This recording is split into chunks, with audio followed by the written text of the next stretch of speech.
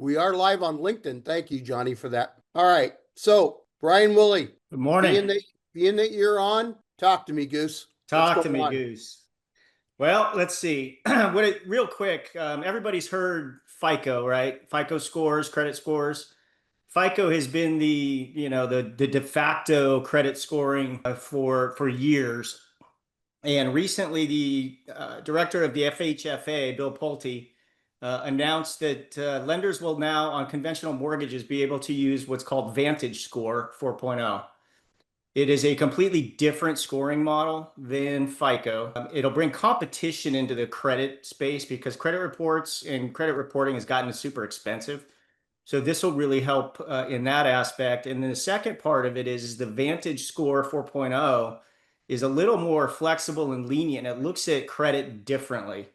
So if we have borrowers that have a very, very limited credit profile where we may not even get scores with FICO, the Vantage will actually create scores for somebody with as little as 1 month of credit history. So this could be a big advantage for some people that have not utilized credit or are new to the credit world. Wait, could you say that again?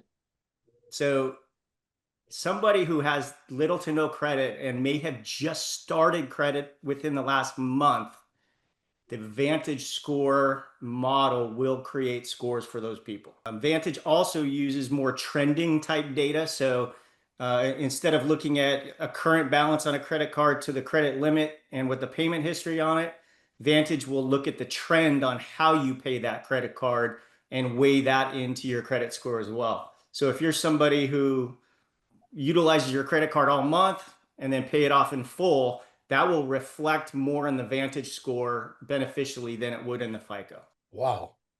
So that's effective now for conventional mortgages. All right. What's the pro and cons on it? The pros certainly are it's going to create competition. So it'll hopefully drive down the cost of credit reporting. And it's a lot more flexible. So it may benefit certain borrowers a lot more so than the FICO score will itself. Okay. The con is right now it's new. Not many people have yet rolled it out. So it remains to be seen how effective it is, but they're really hoping to open up the avenues for more buyers and increase the buyer pool. Okay. Are you excited about it? I think it's going to be a great thing. I think it'll really help people where, your credit score on a conventional mortgage is your rate is so dependent upon your credit score that if we can get better scores out of Vantage, that will help borrowers with a better rate and help with their monthly payment. Great. Okay. Thank you, Brian, for that. Of course. I just saw a stat today, just in Sacramento, but only 27% of homes sold in September were at list price, and the remaining were well below the list price. So, whew, what a difference from a year ago. Times are changing. Times have changed. All right, tell me something good. Come on, Michael. Give me some positive stuff. Closing today, have another escrow opened up for closing in 2 weeks for a rehab or a triplex. Cementi's doing some stuff, and I get to see you today, Frank. That's positive. Michael, you know how to butter me up, that's for sure. Hey, Rod McIntosh, your camera's working. You're on mute, bro. Hey, how did that happen? Nice golf shirt, by the way. Yes. I wore this yesterday and shot 78, so I was pretty happy. So I thought I'd wear it today. Okay.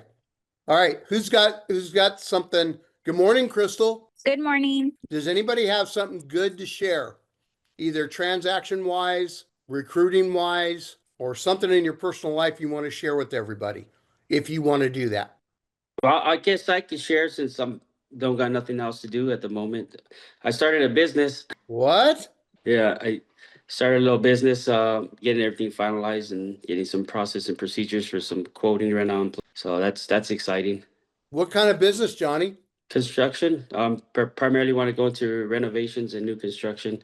Okay. Tie it into the real estate world. Yeah. That's a good offshoot for real estate. That's really good. Where are you, Johnny? New Mexico, Albuquerque, to be exact. Nice. Yeah, I tried looking for a job so many times, and it's like, dude, managing other people's projects. I'm just gonna I'll just start doing it, my own management. So the door's all open. Walk through them. Well, send me your info. I know investors in New Mexico, Albuquerque. Nice. I'll be happy to sync with them because I see a lot of opportunities that, I give to other people or other people are just taking advantage of. I lost a couple deals that I saw the option that I finally got everybody all riled up about, and now it's not available. So I'm like, shit. So I'll send it to you right now through the I'll drop it in the chat real quick. Okay. All right. Good. Anybody else? Come on, Rod. I know you got something positive going. We did a car show a couple of weeks ago, and we had a raffle, and we gave first place was $500 to their favorite firefighter charity. So we're going to do Wow. that tomorrow. And then second place was a barbecue, and the guys never called or returned emails or text messages to get it. So I have a new barbecue. And then we gave a car detail away, but it was a great car show. There was about 200 cars there. I took my 65 Mustang and we had a booth and it was great. So, and I closed one for 2.3 million last Tuesday. Holy Toledo. Yeah, it was only 2.5% commission though. So Who cares? yeah, it still works. Drinks on you. Good for you. Thank All right. you. All right. So let's just get into it. Being that we have a small crowd, I won't keep you guys. So today we were going to talk about AI, and I am by no means an expert. As a matter of fact, you guys know more about it than me. As a matter of fact, Chris, can you turn off the recording for a little bit? Are you guys seeing the screen here? Yes. I put in a couple prompts and everything, and I made this children's book. I figured, hey, I can figure out. So if I could do this children's book with some things I plug in, I figured, hey, I can make a buyer's guide. I can make a seller's guide. These are things that I can generate and create and do. So it's tools, but again, like you said, Frank, we only get out of it what we put into it, and we can't say, okay, let AI take over. I have a virtual assistant as well. I speak with her all the time, and she asked me this morning. She says, "Do you think it's going to be soon that AI is going to take over the job for virtual assistants?" And I had to tell her, by the time AI would take over the job for virtual assistants, it'll take over the job for me. So it's a tool that we use. There's so much we can use, and the thing is, you have Google Gemini, ChatGPT, Perplexity. These are all the different ones, and each one has a little bit of a specialty what they'll use. I was able to come up with the storyline and everything of the book that I traded on ChatGPT, but I was only able to put the pictures and put the pages together through Google Gemini. Michael, that is phenomenal. Seriously, that is amazing. Yeah. But Matt, what do you think? Yeah, I've been using AI quite a bit the last month, 2 months. I use it for my biomedical device company. I also use it for my real estate and researching on real estate. I've used it recently to take some landscaping and visualize what the new landscaping would look like. And the key there is to understand the limitations of the different AIs. And so actually I use ChatGPT to help me write the proper prompts to give to Nano Banana, which is the video portion of Gemini. And that combination actually seems to be the best. Because what I'm able to do, especially because Nano Banana is really good at preserving the item that you don't want to touch. In other words, I want this exact house. I want that exact tree and this exact angle. I just want you to replace the dirt with stones, or I just want you to replace all these flowers with some stones.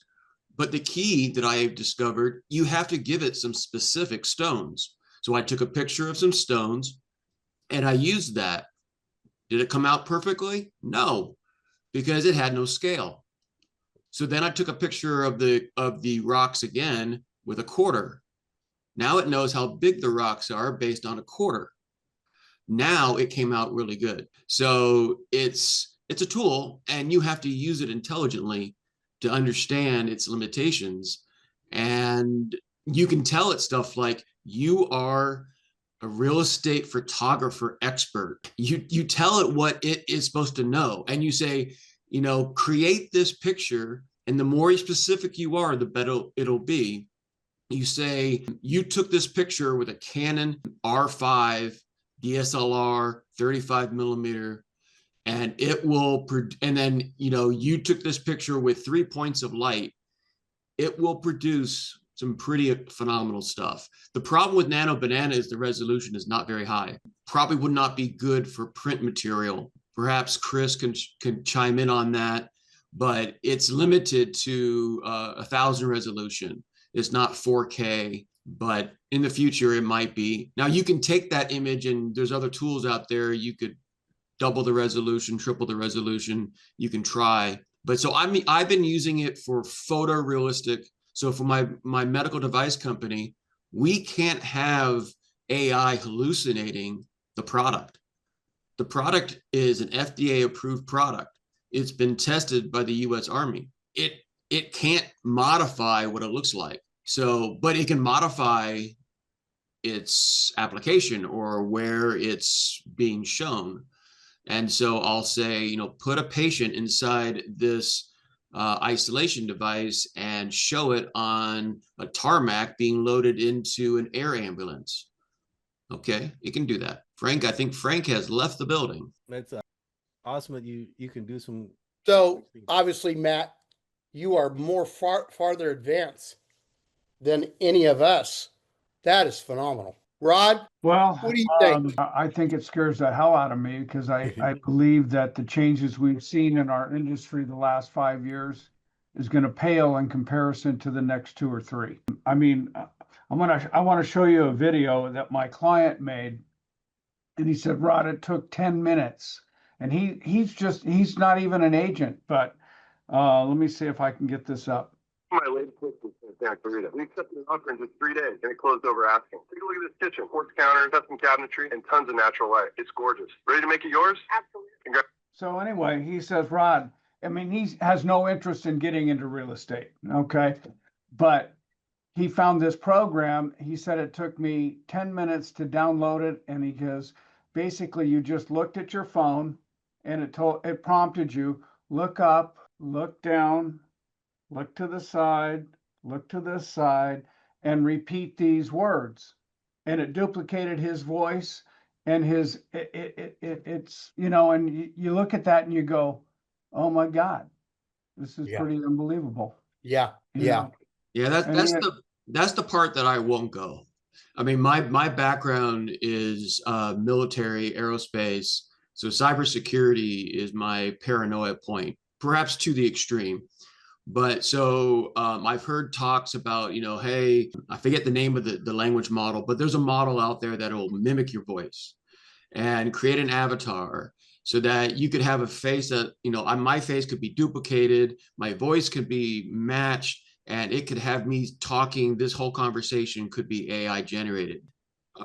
Sure, let me take that, Frank, and take it to your bank. So personally, I don't want to do that, but I'll utilize AI in every other way that I can to get me, fast tracking in real estate investments, my biomedical devices endeavors. Yeah. So there are precautions. There are challenges. What I'm seeing on social media, I can't tell if it's AI or it's the real deal. Yeah, that's the challenge. That's the challenge of it that's scary. Now there's going to be the extra research. You have to go and try to figure out, is this real? Is this fake? I mean, with AI as well, though, staging. Now with AI, you can do all your virtual staging. You can do tours. You walk through. So there's going to be a lot of things that are true and real, and a lot of things that we're going to actually be there to verify and find out if it's actually true. So that's the scary part. It's an amazing tool, but it's also something to be cautious about. Yeah. Anybody else? I have a question because, my wife, she's on a lot of different platforms and she sees a lot of different things. And she goes, they're projecting the elimination of real estate agents. And you start thinking about Open Door. They could have an Uber car, pick somebody up at their house, take them to a property, give them the code to get in the front door. It's other than the contracts, and we all know that AI can write contracts. The and explain buyer them too. can say, this is what I want to offer. I want to offer 2.3 million, I'm going to put 10%. So I'm just going, is that a real possibility? And I just would like to hear anybody else's opinions about us. If nothing else, fees will diminish dramatically the more AI gets involved in our business, I believe. Yes, Hey, Frank. I agree. Frank, Who's this? it's Joe Subert. Yeah, So this is a conversation that has, in the mortgage side of this, I'll just give everybody a little light on this. This conversation started in 1991, and it started with a company called CompuFund, which I don't know how long anybody's been in the business, but this was a earth-shattering thing, was going to eliminate loan officers completely. And what CompuFund was a kiosk that you stuck in a real estate office. And remember, this is 1991. And it was primarily tied into Bank of America, as I recall. I think there were some other people that jumped on it as it went forward. But the whole theory was a real estate agent could sit down with the borrower. And this is before you had NMLS licensing. And you could take all of their financial documents and you could fax them to CompuFund and they would get a loan decision. Now, automated loan underwriting was being started then. That's when this started coming around. And everybody was panicking. Oh my God, what are we going to do? What are we going to do? What are we going to do? The problem with it is, and the problem that still exists with this is that if you have a cookie cutter situation where you're going to put in, ABC and that equals 1, 2, 3, this deal gets done and it gets done in light speed. But I want to ask everybody on here, when was the last ABC 1, 2, 3 real estate transaction you had in a marketplace where the sellers don't want to fix stuff? Every physical inspection's got hair on it and the people are fighting over it. And you wind up with all of these financial issues of how are we going to solve a problem when you have an impasse and it turns into a negotiation of fees and who to call, what to do, how to put something together to fix it. Same thing with the loan officers. If AI was an automated underwriting and everything else was the end all be all, even though Rocket Mortgage is probably the largest lender in volume. And I've spoken to those people many times, a lot of loan officers there. When the deal goes off the rails, what happens to your loan at Rocket? Does anybody know? Anyone got experience with that? no. Here's what happens. Your deal goes into limbo because they don't know what to do with it. They don't have the staff to fix it. So then what happens is the deal blows up and we wind up getting them and then we fix them because we've got somebody that has experience and knows how to fix it. An experienced real estate agent that knows how to solve problems is always going to have a place in the industry. They will never be replaced. AI at this point can't solve the right now problem. As far as the rest of the social media thing goes, this social media thing, everyone's been pushing social media for the longest time. You got to get on this, you got to market with this, you got to do all these things. My wife is a real estate agent, as Frank knows. I look in her emails. On an average day, how many social media emails and things do you think my wife gets on an average day? I've counted them, so I've got the answer. But anyone got an idea? How many? How many do you get from, or do you even look? 20, No 30? 20. If it was only 20, she'd be happy.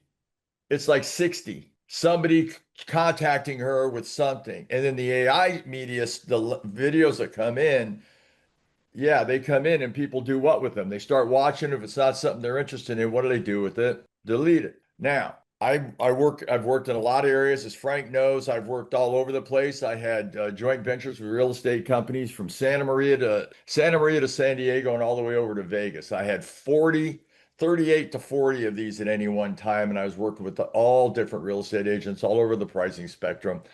And I will tell you, the people who wind up doing the most business consistently, even today, because I still stay in touch with these people, talk to them and I say, hey, now how you put 3 deals on the board last year or last month. How'd you do that? So you're never gonna believe it. I still spend 2 days a month out knocking doors on my farm and talking to people physically. And they get a higher percentage of capture from still talking to people than they have ever gotten out of spending literally thousands of dollars, tens of thousands of dollars on doing the AI stuff. So this is where this is going. This is we were talking about the things that AI can do. I don't think people really realize what the power of AI is. There's a guy on YouTube that does music videos named Rick Beato. He's a producer, a music producer. As an experiment, this is what he did. I found it really interesting. He created an artist. The person does not exist. There is no physical human being that is this artist. He created the artist, he created an image, he created videos with the artists and other people, and he created the songs all using AI. Put it on YouTube. He's got a following. The artist has a following. They want to know when he's going to tour live. He did it to prove a point. So when you're listening to your music and it all sounds the same and it all has to fit a formula, that's what AI does.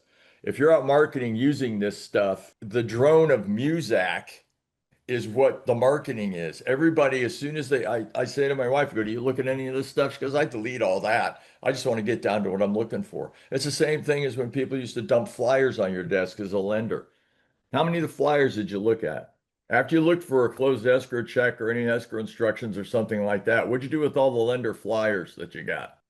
That's Checked them. okay, you could tell us. They all went in the trash. And you got mad and told the receptionist, don't let them put that crap in my mailbox anymore. It's the same thing, guys. There's always going to be a spot for somebody who can solve problems, make deals happen, and gets out and talks to people. In the area that I live in, which she's a very good friend of my wife, so my wife doesn't compete with her, we have an agent up here named Judy Lewicki. She owns this area. So it's an equestrian kind of little bit of a higher end area. She owns this place. 2 times a year, she goes to the local park and hands out donuts. And you can see her physically walking around this neighborhood at least 2 days a month. There is not a month that goes by she doesn't have at least one listing in here. And when you talk to Judy, where do you get them? She says, I talked to them. I caught them. It's a timing thing. They listed with me. Actual conversations. Imagine that. Human to human conversations. And that's what AI and social media has taken away. So look at the opportunity it creates for someone who's willing to drive to an area and get out of your car with something. It doesn't have to be anything, a notepad, a pen, who knows? Hand them their newspaper, but knock on the door. And we all know the numbers. It's the old vacuum cleaner story. At the end of the day, you got your deal, but you had to talk to 100 people to do it. Okay, but what does it cost you to do that? Nothing. The price of the gas to drive to the neighborhood and some sole wear on your shoe. But all this other stuff that you're doing, everybody's doing it. It just becomes noise. Think about it. Think about it. If you could sit and talk to somebody, what could you accomplish versus just hammering on them with social media? I'm not saying there isn't a place for it. I'm not saying there isn't a way to keep you in front of people if they'll look at it. But when you and 100 others are doing it, what's going to separate you from the crowd? But I can tell you, sorry. Go ahead. No, I was going to say, Frank, one way that I'm using AI is to analyze the MLS data. I take the CRMLS, and for a specific area, I want to know the appraised, like I did this one project, I want to know the appraised value of a particular neighborhood over the last 3 years. And I basically asked ChatGPT, what data does it need? And then I went to the CRMLS and I downloaded that data and gave it to it. And in fact, this is an area where Claude perhaps is better. So this is where you start to learn, like, different AI large language models are better at certain things. And Claude is, from what I understand, I've tried it. I thought the analysis was very similar, but Claude gave me a little bit more nuance. So Claude might be a better tool for looking at MLS data. But as ChatGPT keeps growing, getting better, version 6 will be better than version 5. And who knows, maybe if you go into deep research mode, it'll think more. So Frank, you say you pay the $20 a month, so do I. Read it or what? And so if you pay the $20 a month, you can basically give it an in-depth question, like analyzing MLS data, and it'll take longer to give you an answer. So the quality usually is better if it takes more time to give you an answer. Matt, thank you for that. Joe, thank you for your information. I totally agree with you. Well said.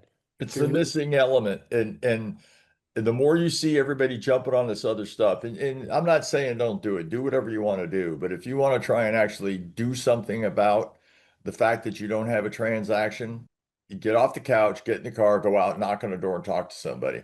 And eventually somebody is going to talk to you, which will give you an opportunity to do something for them. And that plants a seed where that evolves into something else. And boom, you know this, Frank. This is what you've done forever. I mean, we've all done it at some point. And unfortunately, everybody's getting away from that because they're using the crutch. And what Matt's talking about is what this stuff should be used for, gathering information. I don't know what to talk about to somebody. Go to the AI or wherever, get your data. Now you're armed and you go out and you talk to them. But you've got to talk to people.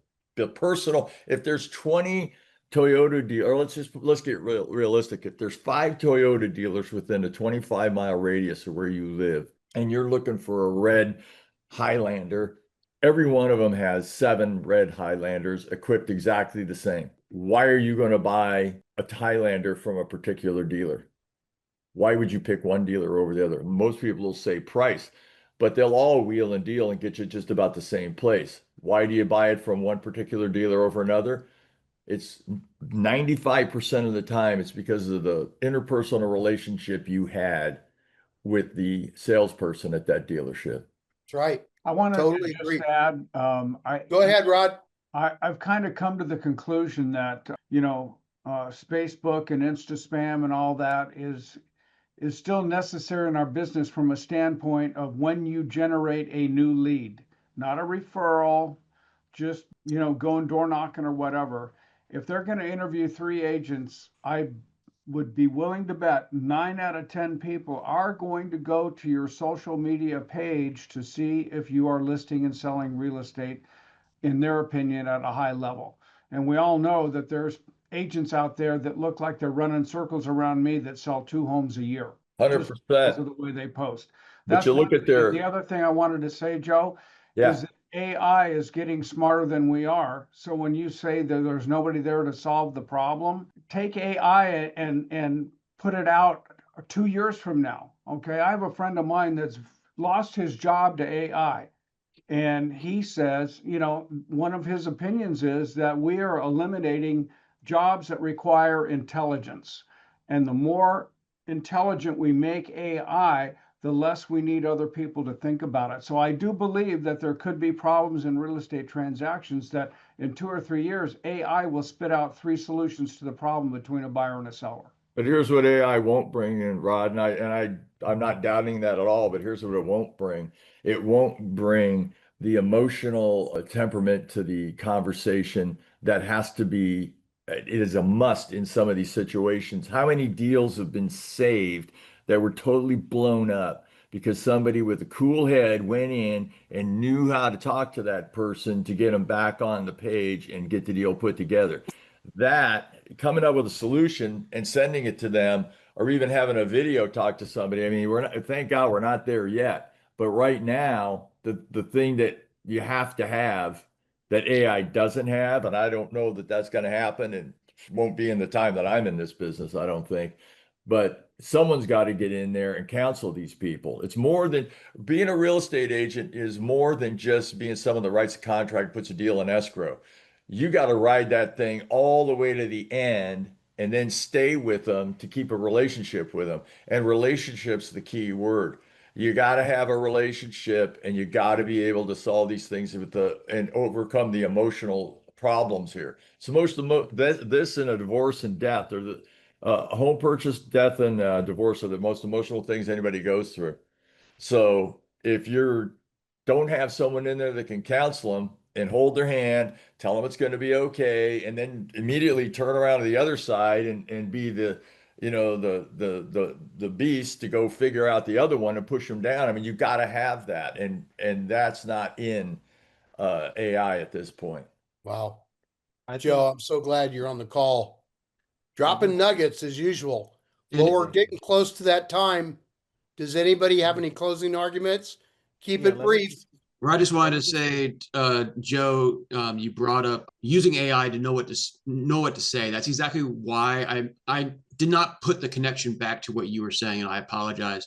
But that's why I use the AI to analyze the CRMLS data from, say, last week, And so that's that what on it's Monday for. morning I have something to say when I call my expireds. So when I call 100%. expireds, I can say, oh, well, there's, as of last week, there are this many days on market, and this is how it's changed versus a month ago. 100%. That's what it's good. It's superior at that. That's the best use of it. Yeah. As All long right, as Matt. you're the mouthpiece. Thank I you. gotta say, I think Joe, you're right. And Rod, when you're saying, are we gonna be replaced?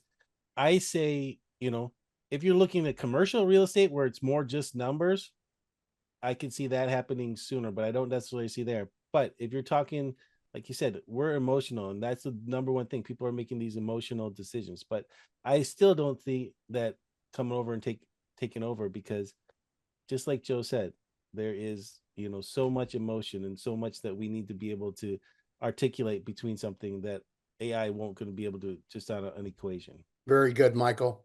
All right, everybody. Thank you for joining. I really appreciate your time. And I look forward to seeing everybody next Monday at 10 with another guest speaker. Thanks again. Have a great Thank you, week. Frank. Thank you, Frank. Thanks, Thanks for Frank. putting it all together.